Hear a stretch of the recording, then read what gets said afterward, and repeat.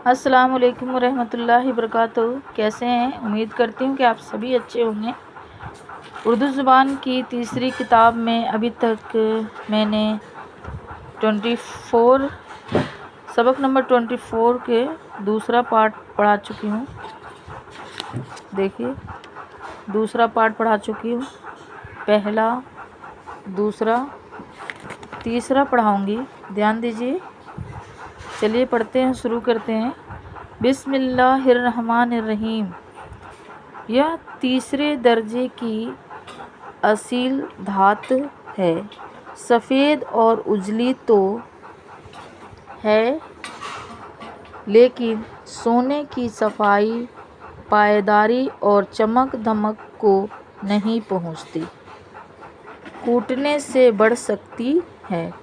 سونے کی بنسبت اس کے ملمہ کا زیادہ رواج ہے، چنانچہ امیروں اور دولت مندوں کے چمچے، پیالے وغیرہ چاندی کے پانی سے کلائی کیے جاتے ہیں اور دھاتوں کے کلائی کھانے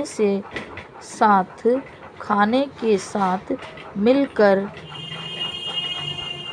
آدمی کی صحت میں خلل ڈالتی ہے، مگر چاندی کسی طرح مضر نہیں۔ اس کے علاوہ راگ کی کلائی سے زیادہ اجلی اور دیر پا ہوتی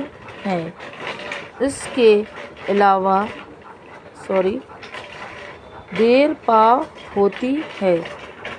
سونے کی طرح چاندی کے بھی ظروف، زیور اور سکے بنتے ہیں، بلکہ اس کے سکوں کا رواج سونے سے زیادہ ہے۔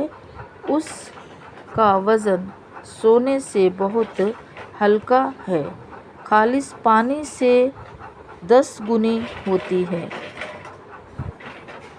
اب یہ حروف کے معنی پڑھیں گے۔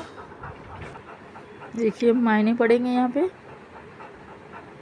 رواج، رسم، طریقہ، دیر پا، پائیدار، خلل، خرابی، نقصان، ظروف، بہت سے برتن، اجلی، سفید، چمکدار، عجیب، انوکھی، اور یہ سب سبق میں کے اندر کی نرمی آپ پڑھ لیں گے، ٹھیک ہے۔